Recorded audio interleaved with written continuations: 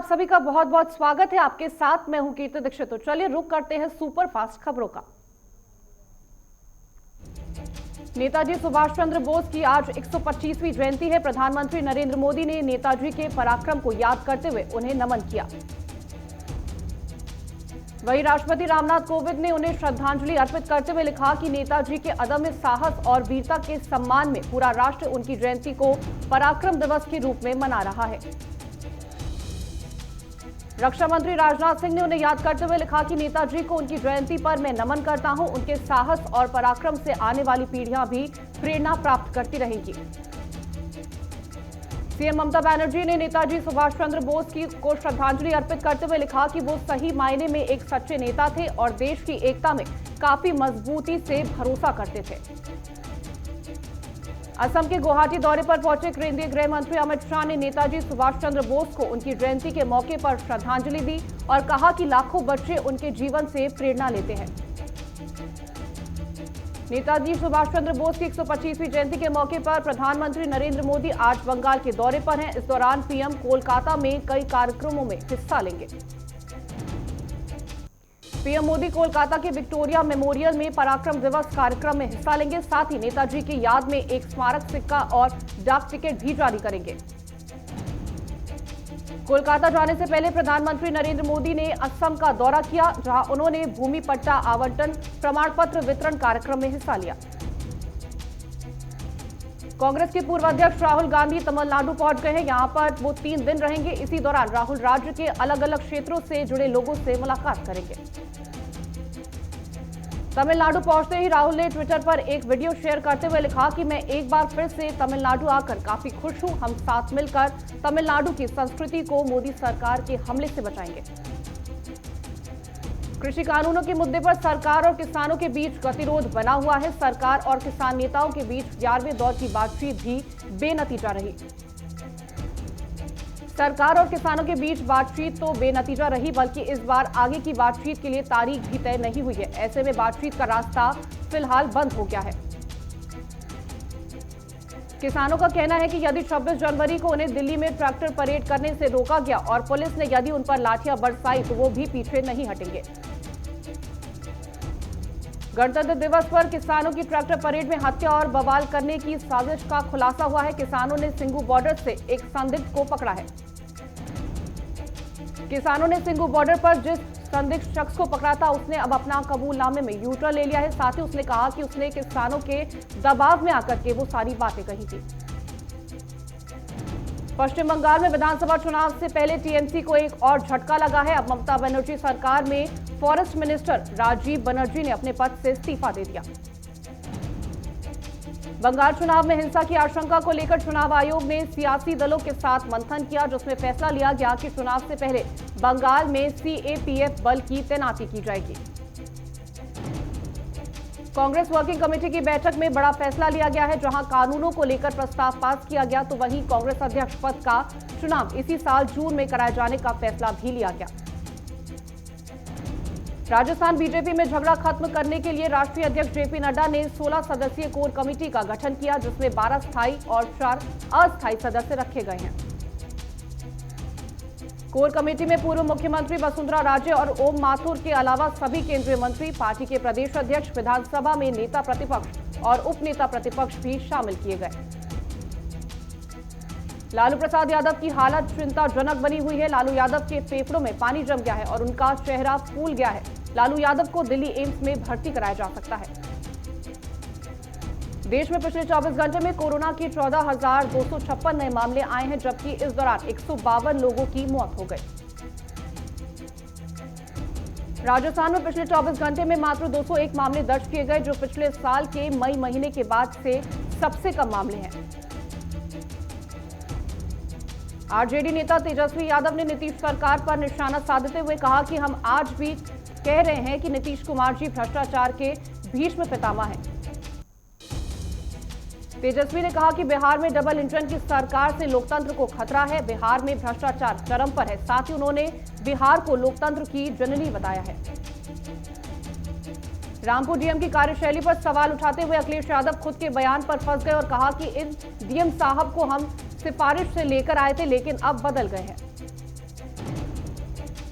JNU के vice chancellor M Jagdish Kumar का कार्यकाल 26 जनवरी को खत्म होने वाला है, लेकिन वह अपने पद पर बने रहेंगे क्योंकि उन्हें एक्सटेंशन मिल गया है। जम्मू कश्मीर के निवासी शाह फैजल ने पीएम मोदी का एक ट्वीट शेयर करते हुए उनकी तारीफ की। फैजल ने वैक्सीनेशन प्रोग्राम की सराहना के साथ साथ भारत की लीडरशिप की भी प्रशंसा की। शाह फैजल ने लिखा कि ये केवल टीकाकरण का प्रोग्राम भर नहीं है, बल्कि ये सुशासन है, मानव पूंजी निर्माण है, राष्ट्र निर्माण है। भारत जगत गुरु की तरह विश्व का नेतृत्व कर रहा है। दिल्ली के उत्तम नगर में एक ऑटोमोबाइल वर्कशॉप में भीषण आग लग गई है। दमकल विभाग की 15 गाड़ियां मौके पर पहुंचकर आग पर काबू पाया। जम्मू कश्मीर में 11 महीने बाद स्कूल खुलने जा रहे हैं। पहले चरण में 1 फरवरी से कक्षा 9 से 12वीं तक की कक्षाएं शुरू होंगी, जबकि दूसरे चरण में 8 फरवरी से 1 से 8 तक की कक्षाएं चलेंगी। कर्नाटक के शिवमोगा में स्टोन क्रशर साइट पर हुए धमाके में पुलिस ने खदान मालिक और डायनामाइट सप्लायर को गिरफ्तार कर लिया है। मामले की जांच जारी है। यस बैंक के वाइस प्रेसिडेंट धीरज अलावत की रहस्यमय मौत की जांच सीबीआई ने शुरू कर दी है। धीरज हरियाणा के गुरुग्राम के रहने वाले थे और उनका शव पिछले साल दिल्ली के रोहिणी में मिला था। आज गणतंत्र दिवस समारोह की फुल ड्रेस रिहर्सल की जा रही है। परेड की रिहर्सल के दौरान आज सुबह से केंद्रीय सचिवालय और उद्योग भवन मेट्रो स्टेशन के 5 गेट बंद है। गणतंत्र दिवस के मौके पर राजधानी दिल्ली के राजपथ पर होने वाले कार्यक्रम में इस बार एनएसजी कमांडो भी शामिल होंगे। एनएसजी कमांडो राजपथ पर होने वाली परेड में अपना जलवा दिखाएंगे। एनएसजी कमांडो किसी भी बड़े ऑपरेशन को अंजाम देने के लिए इस्तेमाल किए जाने वाले अत्याधुनिक मशीनरी जैसे मास रॉक टीसीबी के साथ नजर आएंगे। दिल्ली एनसीआर में सर्दी का सितम कम होने का नाम नहीं ले रहा। दिल्ली में आज सवेरे पालम और सफदरजंग में 9.4 और 9.8 डिग्री तापमान रिकॉर्ड किया गया। मौसम विभाग का अनुमान है कि अगले 2 दिन पश्चिमी विक्षोभ के कारण दिल्ली एनसीआर को ठंड से कुछ राहत मिलने की उम्मीद है, लेकिन इसके बाद फिर ठंड का दौरा शुरू हो जाएगा। मौसम विभाग के मुताबिक उत्तर और उत्तर पश्चिमी राज्यों में बारिश हो सकती है, जिससे आने वाले 2-3 दिन तक तापमान में गिरावट दर्ज की जाएगी और शीतलहर चलेगी। पंजाब के अमृतसर से लेकर चंडीगढ़, हरियाणा, उत्तर प्रदेश, बिहार और ओडिशा के कई हिस्सों में आज सुबह घना कोहरा छाया रहा। कोहरे की वजह से कई ट्रेनें निर्धारित समय से लेट चल रही हैं।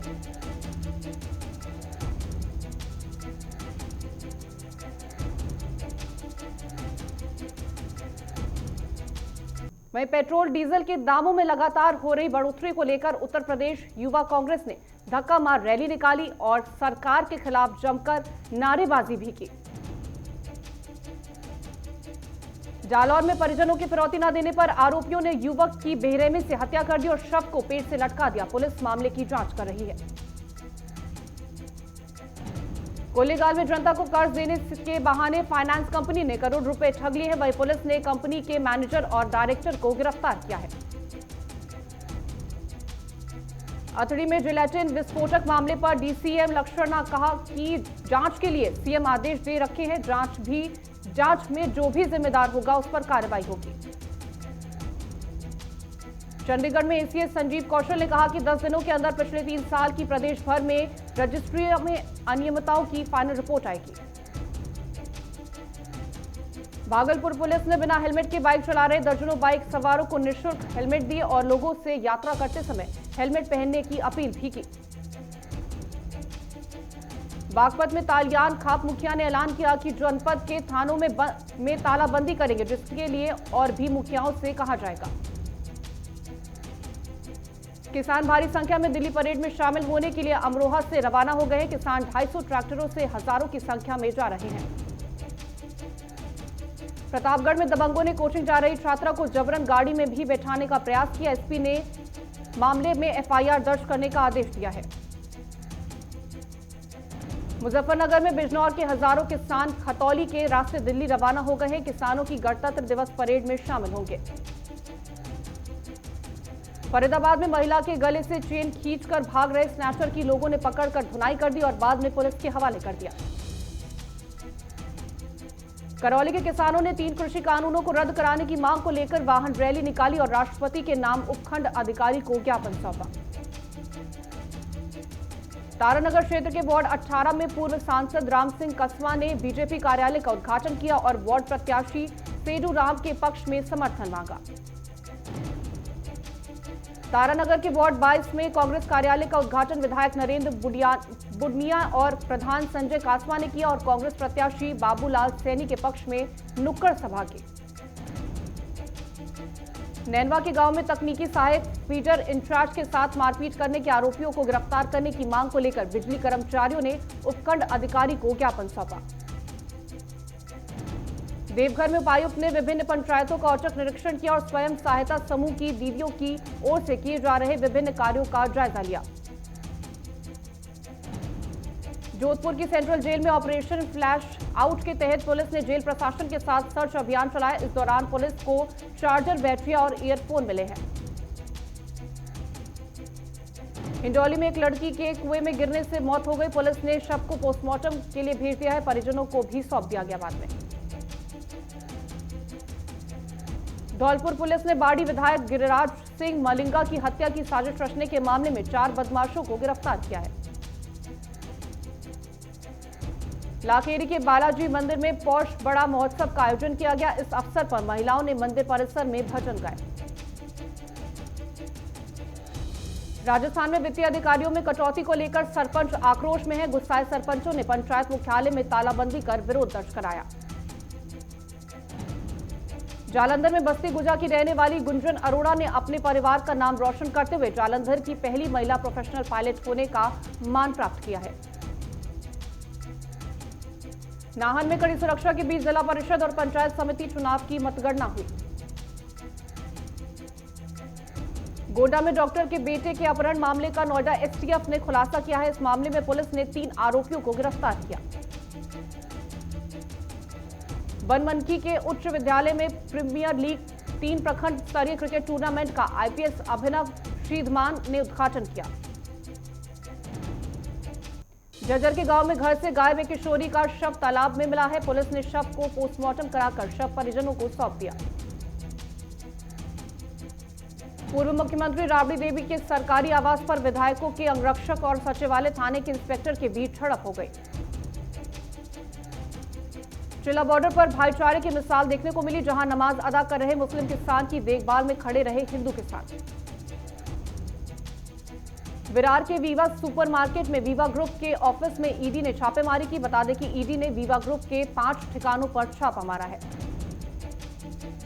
बूंदी में पुलिस ने बाइक चोरों के पास से 1 दर्जन से ज्यादा बाइक बरामद कर चोरों पर बड़ी कार्रवाई की। बॉम्बे स्टॉक एक्सचेंज में लिस्टेड कंपनियों का मार्केट कैपिटलाइजेशन देश की अर्थव्यवस्था से $5 लाख करोड़ का हो सकता है। फिलहाल ये $2.7 लाख करोड़ का है।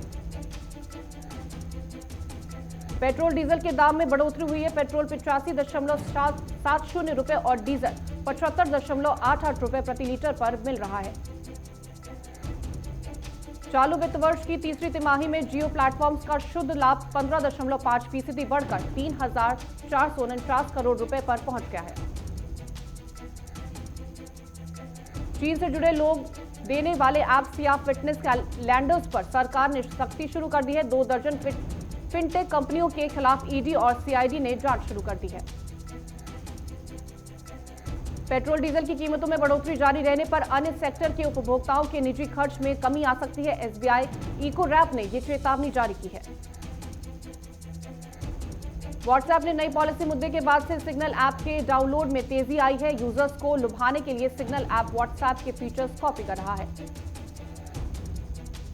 हेल्थ इंश्योरेंस कंपनियां कोरोना के वैक्सीनेशन पर होने वाली खर्च की भरपाई करने को तैयार नहीं है। IRDAI का आदेश मानने से भी इनकार कर दिया। क्रिप्टो करेंसी एक्सचेंज और वॉलेट बाय यूकाइन और के लाभ 3.25 लाख यूजर्स का डेटा डार्क वेब पर लीक कर रहा है। सीबीआई ने कैम्ब्रिज एनालिटिका के खिलाफ केस दर्ज किया है। इन पर 5.62 लाख भारतीय फेसबुक यूजर्स का डेटा चोरी करने का आरोप है। आने वाले दिनों में एनबीएफसी पर नकेल कसने की प्रक्रिया और सख्त होगी। इन पर 4 स्तरीय नियमन व्यवस्था लागू करने की सिफारिश की गई है।